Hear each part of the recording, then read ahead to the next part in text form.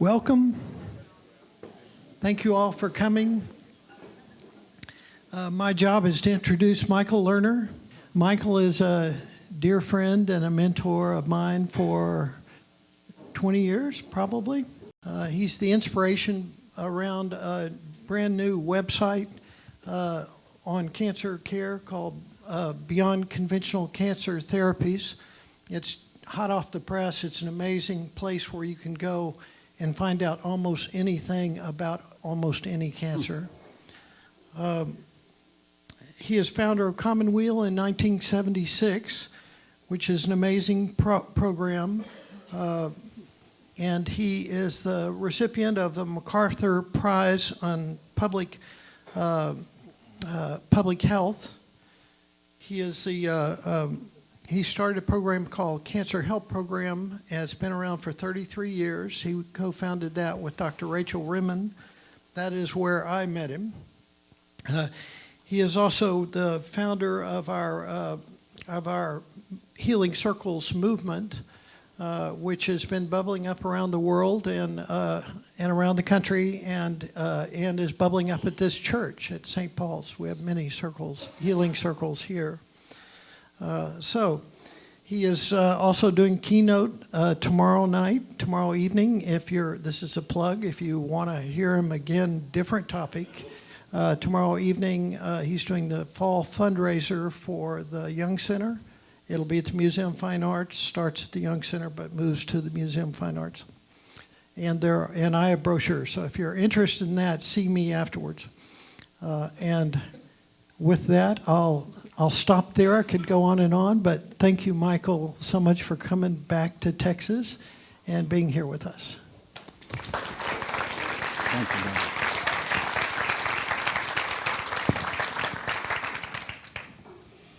Hello, can you all hear me? Good. Well, it's so good to be here at many levels. David, thank you so much for that introduction. You know, it's a funny thing. I live in a little town called Bolinas, just north of San Francisco. And I can't tell you how deeply at home I feel in Houston. And I don't know quite what it is, but I think one part of it is that Houston feels like the real world to me. And the left coast feels a little unreal sometimes. And the other thing that I appreciate deeply is that you're allowed to talk about God in Houston. And it's really hard to talk about God on the left coast. And that's hard for me because however you understand God or the divine or the numinous or whatever you want to call it, it's the center of my life, you know? And so not to be able to talk about it is a bit of a challenge. So I feel like I'm here with my people, and particularly in this church, and particularly sitting in on Bill Curley's class, who I know a little bit but admire greatly. And so I hope this is useful to you. I'm going to start. The person, Kalista, who did the introductions, mentioned that you're having a Jewish, Christian, Muslim conversation. So that opens it up for me to start with a poem from Ibn Arabi, who's the greatest Sufi mystic. The Sufi tradition is the mystical tradition of Islam. And his poem goes like this: "O marvel, a garden amidst the flames. My heart has become capable of every form. It is a pasture for gazelles and a convent for Christian monks, a temple for idols and the pilgrim's Kaaba, the tables of the Torah and the book of the Quran. I follow the religion of love. Whatever way love's camels take, that is my religion and my faith." I'll just say it once more. "O marvel, a garden amidst flames. My heart has become capable of every form. It is a pasture for gazelles and a convent for Christian monks, a temple for idols and the pilgrim's Kaaba, the tables of the Torah, and the book of the Quran. I follow the religion of love. Whatever way love's camels take, that is my religion and my faith.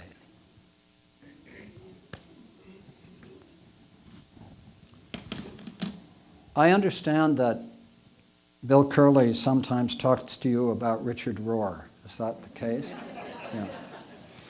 And for those of you who don't know Rohr, he is a Franciscan friar based in Albuquerque and the founder of the Living School for Action and Contemplation. And I read his little email letter every single morning, and I share it with a friend of mine that I share my spiritual life with. And I thought, in honor of Bill Curley and in honor of the fact that so many of you know Richard Rohr's work, I would speak from Richard Rohr's work this morning and just see if we can deepen our own experience of his work. And I want to talk about Rohr's message on justice, his message on love, his core teachings, and his use of a psychological system called Enneagram to understand ourselves and others. How many of you are familiar with Enneagram here? Just, yeah, that's a nice number, but there are some who aren't. So I was amazed this morning at Rohr's letter, which Sunday, October 14th, which was titled, "Persecuted for My Sake." And it starts with a quote from Matthew 5:10 in the translation called The Message. "You're blessed when your commitment to God provokes persecution.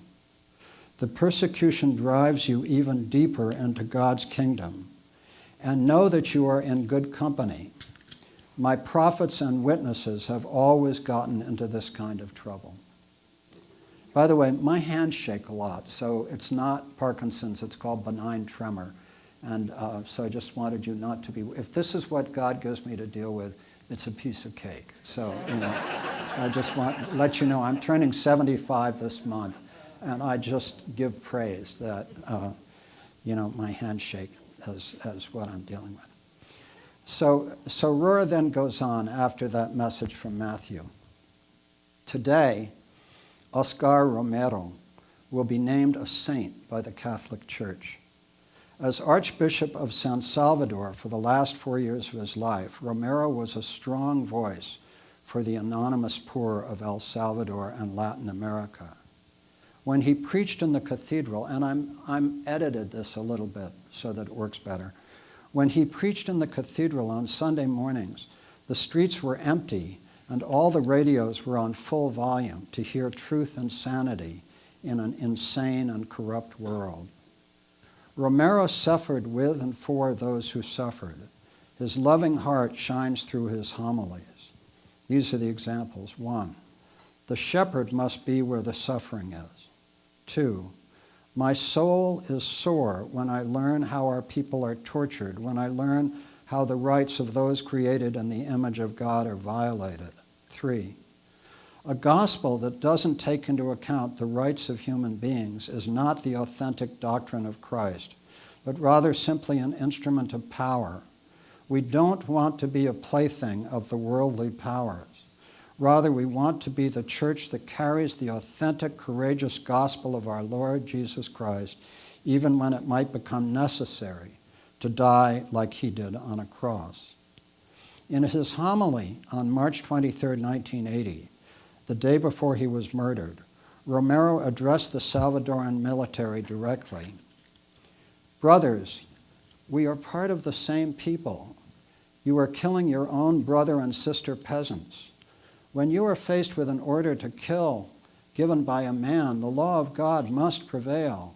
The law says, 'Thou shalt not kill.' No soldier is obliged to obey an order against the law of God. No one has to obey an immoral law. And it is time that you recover your consciences. In the name of God, then, in the name of the suffering people whose laments rise up to heaven every day more tumultuously, I plead with you, I pray you, I order you, in the name of God, stop the repression." The next day, following his sermon, a U.S.-supported government hit squad shot him through the heart as he stood at the altar. Only a few weeks earlier, Romero had said, "I have often been threatened with death.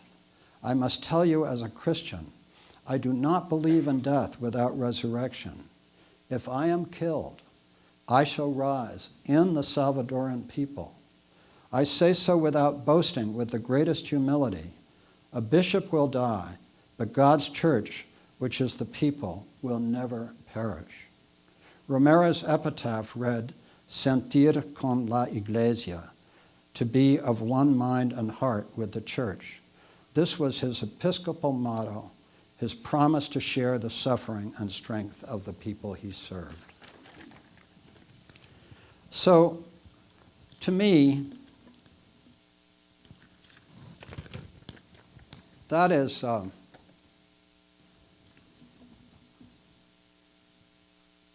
reminder of how difficult it is to live in the spirit of the living Christ. The way I understand, and I think the way Rohr understands Jesus and the Christ, Rohr says the Christ is not Jesus' last name. You know, Jesus was a historical figure, but Rohr understands what Matthew Fox calls the cosmic Christ. In fact, I think Rohr's most recent book is called Christ is Another Name for Everything. And he says another name for everything, not the only name for everything, but rather that at the heart of what the great mystics teach, it is that there is one truth and many paths to that truth. And that at that level, the teachings of the Christ, the teachings of the Buddha, the teachings of Muhammad, the teachings of all the great religious and spiritual traditions are one.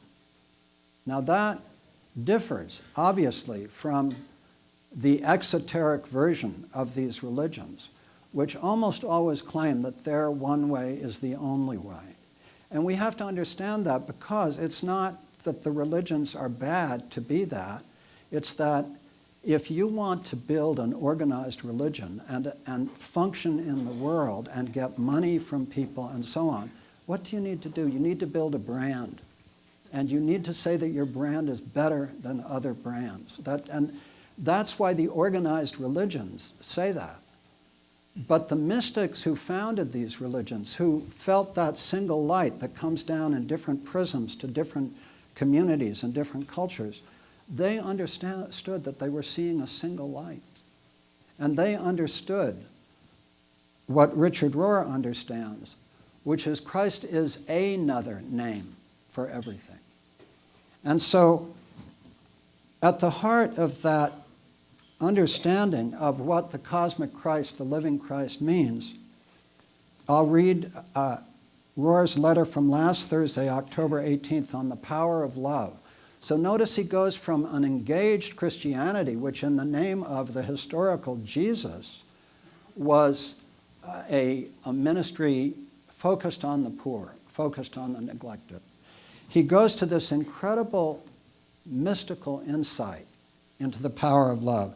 And he's quoting from the anonymous 14th century author of The Cloud of Unknowing, which conveys the fathomless mystery of God, that God can only be known by loving presence, by contemplation. The Cloud of Unknowing was the inspiration for practices such as centering prayer. I understand you have a centering prayer group, and Christian meditation. So here's Rohr's quote from this 14th century author, anonymous, of The Cloud of Unknowing. "Lift up your heart to God with a gentle stirring of love. Focus on God alone. Don't let anything else run through your mind and will. Here's how. Here's how. Forget what you know. Forget everything that's going on in the world until your thoughts and emotions aren't focused on or reaching toward anything. Let them be. For the moment, don't care about anything. The first time you practice contemplation, you will only experience a darkness, like a cloud of unknowing. You won't know what it is. You'll only know that in your will, you feel a simple reaching out to God. You must also know that this darkness and this cloud will always be between you and your God, whatever you do. They will always keep you from seeing God clearly by the light of understanding in your intellect, and will block you from feeling God fully in the sweetness of love in your emotions. So be sure you make your home in the darkness. Stay there as long as you can, crying out to God over and over again because you love God. It's the closest you can get to God here on earth. By waiting in this darkness and in this cloud, work at this diligently as I've asked you to, and I know God's mercy will lead you there. He concludes, look, every rational creature, every person, and every angel has two main strengths, the power to know and the power to love. God made both of these, but God is not knowable through the first. To the power of love, however, God is entirely known, because a loving soul is open to receive God's abundance. God's very nature makes love endless and miraculous. God will never stop loving us. Consider this truth, and if by grace you can make love your own, do. For the experience is eternal joy, and its absence is unending suffering.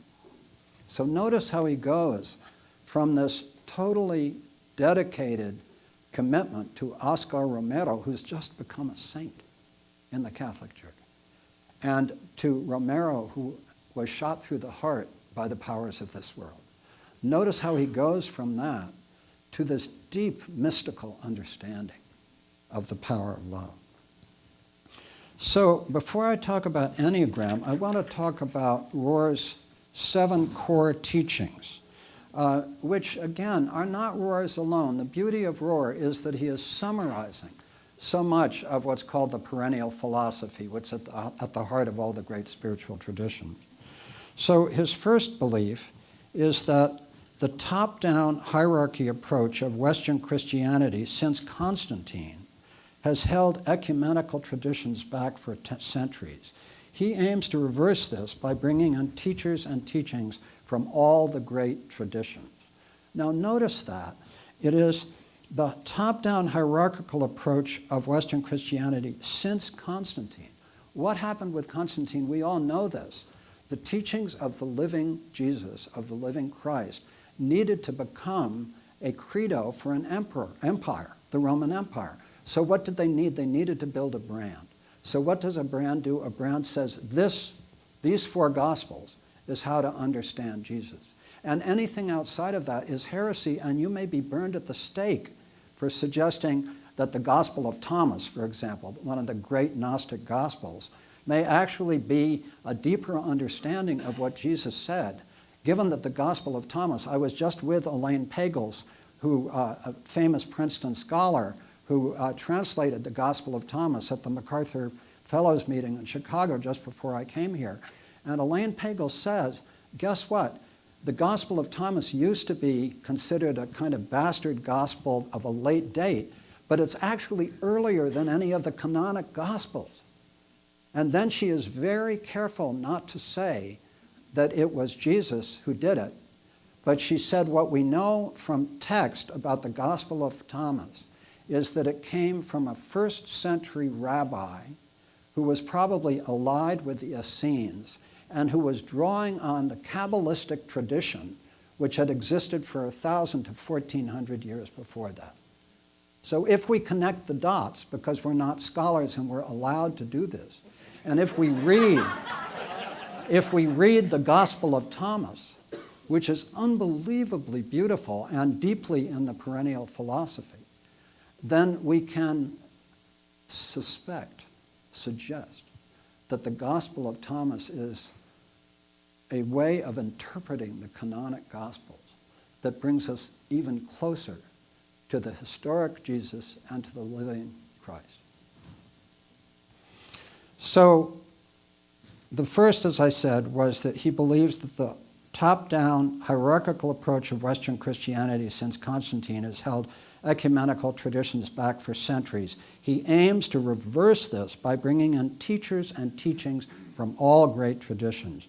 The second is he believes the future of people of faith will have to be awakening to a bottom-up approach. He practices this in his applied values and strong Catholic emphasis on the option for the poor, which is also deeply part of the Methodist tradition. The third, which is so beautiful, he sees Jesus' death and resurrection as an archetype from the movement from the false self to the true self, from who you think you are to who you are in God. The fourth, he sees Franciscan spirituality as a third way focused on gospel, justice, and compassion. And the fifth, and this is so important to me, is that the perennial philosophy forms the basis of much of Rohr's teaching. Now, the perennial philosophy is a phrase that went back to the dissident Jewish philosopher Leibniz, who lived in Amsterdam and in Holland in the, I think, 15th century. He was the first one to say, look, there's a core truth in all the religious and spiritual traditions. He was excommunicated by the Jews, and I believe it remains excommunicated to this day. I mean, you know, prophets are not treated kindly in general. But then that phrase was picked up by Aldous Huxley in his great book called The Perennial Philosophy, which he wrote at the end of World War II, and which I recommend to you. So the perennial philosophy holds that truth is one and paths are many. It holds that there is one light that comes down to all of us into all traditions and is refracted by our communal and personal prisms in different ways. That's the heart of my own belief. And by the way, this belief in the perennial philosophy is contradicted by many of the great scholars of religion. Because, so for example, my good friend Mary Evelyn Tucker, who's an extraordinary philosopher of religion and historian of religion, she says, no, actually the perennial philosophy is not true of all religions. It isn't in the Confucian and Taoist traditions, for example. And I also did a conversation with a great sociologist of religion from UC Berkeley, whose name escapes me right now. And I said to him, do you believe in the perennial philosophy? He said, absolutely not. You know. So what the scholars have to do is they work with the written texts. And so they focus on what is written and on the different ways that the written texts, quote, contradict each other. But I believe there's a different level. And I am not troubled by the scholastic differences between different religious texts. So for me, it's an article of faith, and it's an article of perception, and an article of intuition that there is one truth. I choose to believe that. I can't know that cognitively, intellectually, but the one God, or the divine, or the numinous, you know, for example, Buddhism is not a theistic religion, but I see Buddhism in its commitment to the emptiness and what comes out of the emptiness as an equal access point. In fact, in many ways, Buddhism is, for our time, one of the best operating systems for getting to the divine, because it doesn't require belief in God. Many people don't believe in God, so it doesn't have to be about belief. So there are many, many people for whom Buddhism is simply a much better way. For whatever historic reasons, I need an incarnated God. But that doesn't mean that I haven't learned deeply. I mean, when people ask me what I am, I sometimes say I'm a Jewish, Christian, Buddhist, yogic Sufi with Taoist influences. You know. So that's, you know, and I say that lightly, but actually those 5 traditions have each, in my 75 years on this planet, in one way or another, they've opened up to me for profound periods of time and influenced me deeply. So that, and I come back to them in some kind of order. But for me, even though all of those are true, the way the divine comes to me is as the living Christ. And so, but I understand the living Christ not simply as the historical Jesus, but as I said, as indistinguishable from Krishna, Buddha, you know, all of the others. But it comes to me as the living Christ. That's the prism through which it comes to me. So Rohr's essential message focuses on the union of divine reality with all things, and the human potential and longing for this union. He is a powerful believer in the calling to serve peace, justice, the poor, and the disenfranchised. So he's this unusual combination. Many people who have Rohr's mysticism divorce their message from any social message. And actually that's an easier way to be, because there's a reason to do that. Because if you commit to a social message, it'll work for some people, but it won't for others. And that's a really powerful issue, particularly in a country and in a world that is divided as it is now. And so for myself, I can't make my friends based on people's politics. I just can't do that.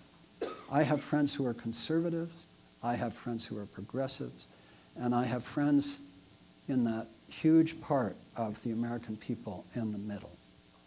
And I understand, for whatever reason, I was given, partly on the Enneagram, I'm a 5, which is the observer, which some of you understand. But I can understand every political point of view. I can have compassion for every political point of view. I happen to have my own political point of view.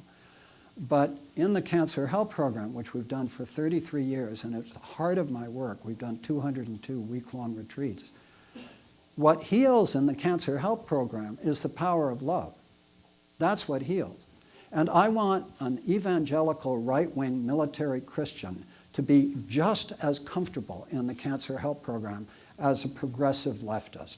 And therefore, in the Cancer Help Program, we leave politics at the door. Because politics divides us, and the healing power of love, and when we need healing, it unites us.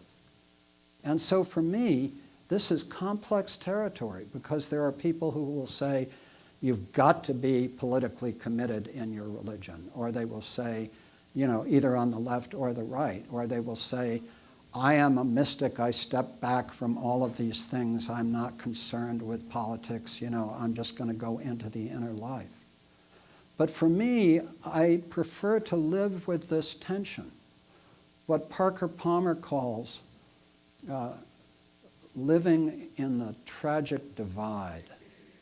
I prefer to live with the truth that unless I'm with Richard Rohr and with this church in my commitment, and with Jesus, in my commitment to the poor and the disenfranchised, I am not whole.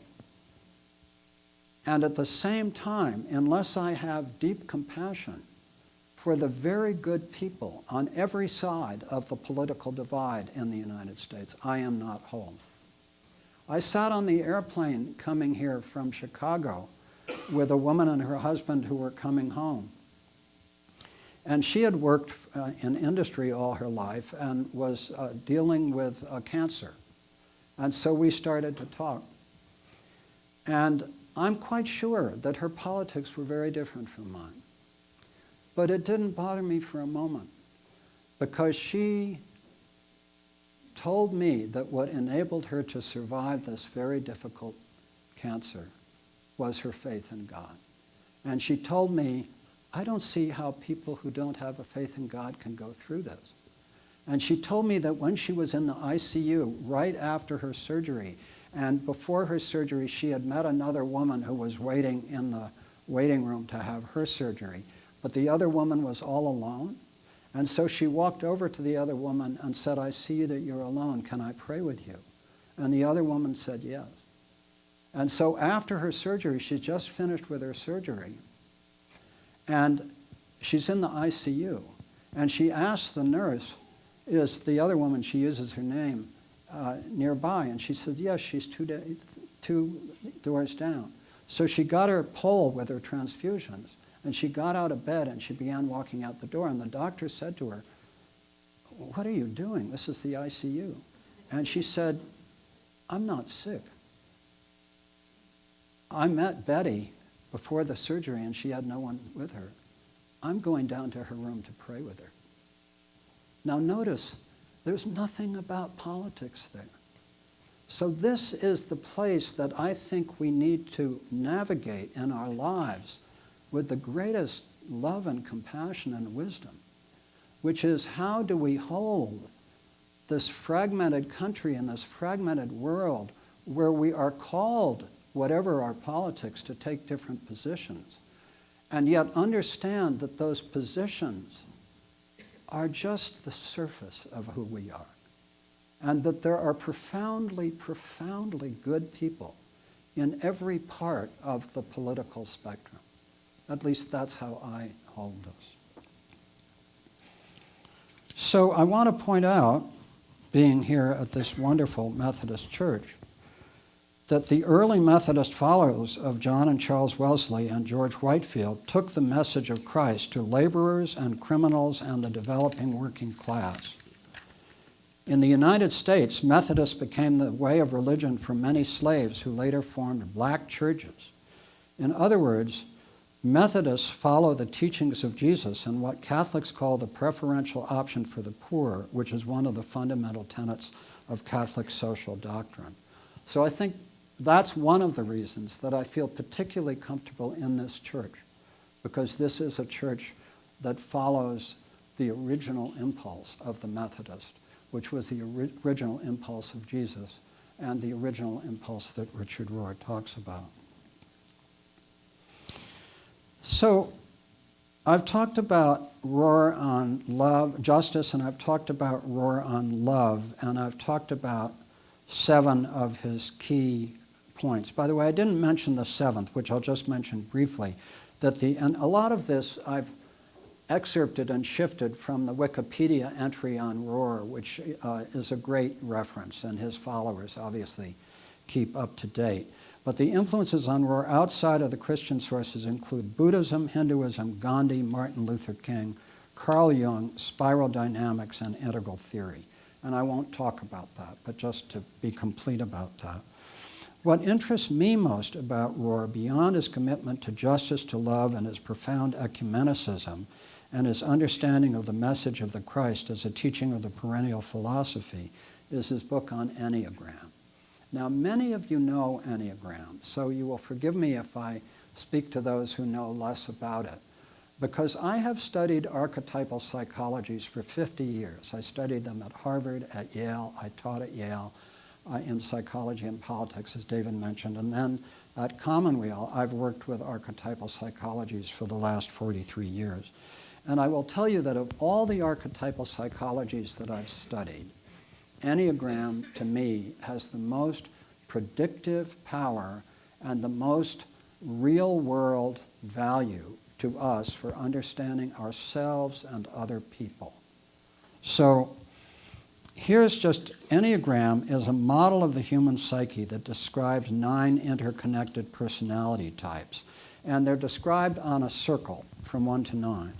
And the 9 types are, 1 is the perfectionist, 2 is the helper, 3 is the achiever, 4 is the individualist, 5, that's me, is the observer, 6th is the loyalist, 7th is the enthusiast, 8 is the iconoclast, and 9 is the peacemaker. Now, each of these 9 points are then connected by internal lines that are too complicated to go into now, but they indicate the direction that each personality type takes under either stress or in a hard place. They can also have a wing to one side or the other, so if you're a 1, you can have a wing to 2, or if you're a 5, you can have a wing to 4 or 6. And there are also 3 subtypes of each. One is the self-preservation subtype, the second is the social subtype, and the third is the sexual or one-to-one subtype. So that's more detail that you need, but just to give you a sense of the richness of it. So in simple terms, these 9 points with the 3 subtypes give you 27 different forms of personality. And there are many great books on it. The one that I find most descriptive is a book by Beatrice Chestnut called The Complete Enneagram. And I think that's a very extraordinary source, but there are many other good ones. The Enneagram is widely used in divinity schools where students may come from many different traditions as a way of bringing people together. It's used in business by people who have no interest in its spiritual origins to understand workplace dynamics. And it's used by ordinary people like us simply to understand ourselves and our spouses and our children and our parents and the people we work with. And for me, the beauty of Enneagram is that if I can understand what my wife's Enneagram is, or my son's Enneagram, or the people I work with, then when they're doing something that might otherwise annoy me, I can just look at my wife, who, by the way, is a 4, and I can just say, wow, there's the 4 archetype just working itself out. You know, so for example, as the 5, the observer, I'm the most detached place on the Enneagram, right? My wife as a 4 is in one of the 2 most attached places on the Enneagram, the 4 and the 2. So she needs love and assurance that I love her. And I need space and quiet, right? And so we need to navigate this. Now, we've been married for 35 years, and we love each other deeply. But understanding her Enneagram point, which I only began to understand about 3 years ago, has been enormously valuable to our marriage, you know? And the same with the people I work with, you know? So to me, and the beauty of Enneagram to me is that it starts with what's wrong with each of us in some sense, the perfectionist, the helper, the achiever, and so on and so forth. But it also points to our individual path of evolution. It points, because each Enneagram point is also a face of God. That's the key point.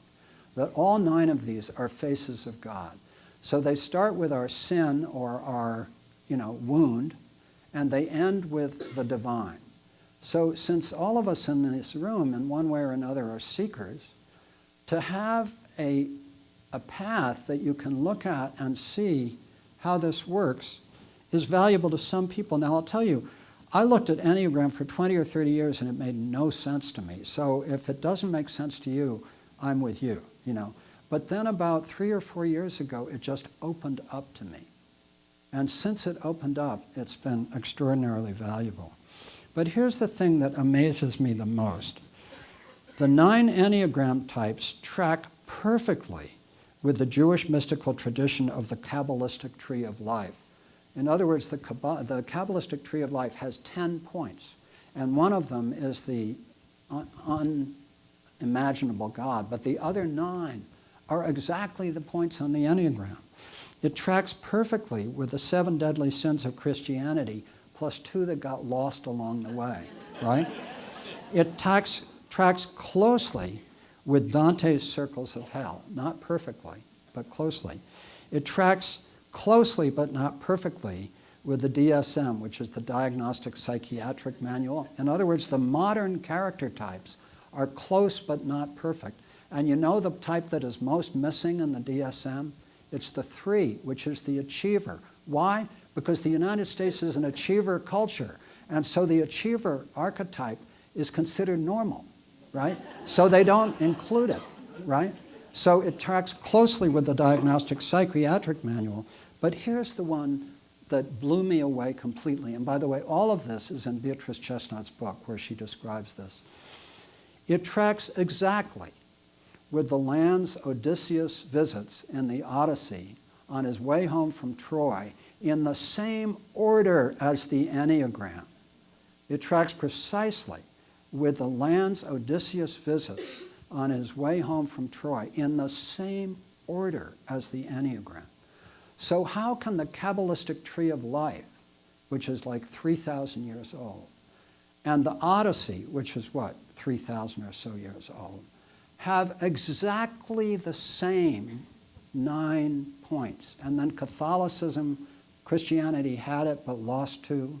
And then the DSM still has it but is a little screwed up, and Dante's circles of hell. How can that be true unless the Enneagram points to 9 character structures that have been constant, at least in the West, both in the Abrahamic faiths and in the Greek tradition, for thousands of years. So I'm somebody who likes old things. I like old cars, old houses, all kinds. I'm attracted to tradition. And so for me, when I inhabit the Enneagram as a way of understanding myself and others, and when I understand that Richard Rohr was one of the, great early introducers of Enneagram into the Catholic community, again, I feel such a deep connection with him. There's a wonderful story which Richard Rohr tells. He was in a monastery with some monks teaching them Enneagram.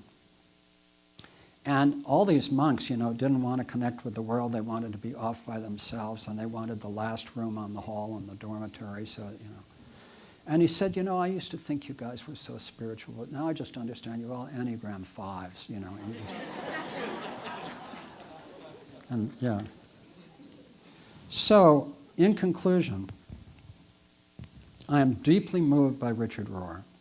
I love his teachings on justice, on love, and on Enneagram as a tool for understanding ourselves and others. I love his rooting of the teachings of the cosmic Christ in the perennial philosophy, which tells us there is a core teaching in all the great religious and spiritual traditions. That teaching, as I understand it most simply, is this. As human beings, we're all physically given three things: our hearts, our heads, and our hands. Our hearts are made to love, and kindness is love with its work boots on. Our heads are made to seek wisdom, and the only true wisdom is humility, that we know that we do not know. Our hands are made for service, because only in serving others can we express our oneness with love and with the wisdom of humility. None of us can do any of this perfectly. We are each radically imperfect human beings. But Enneagram teaches us that our wounds are actually openings to the light, that the passions of our 9 personality types point to the virtues of our types, and that the habits of mind or fixations of our personality types can lead us to the holy ideas that guide us. I will close with my favorite lines from the Hebrew Bible, the Old Testament, from Micah 6:8. He has shown you, O mortal, what is good. And what does the Lord require of you? To act justly, and to love mercy, and to walk humbly with your God. Thank you very much.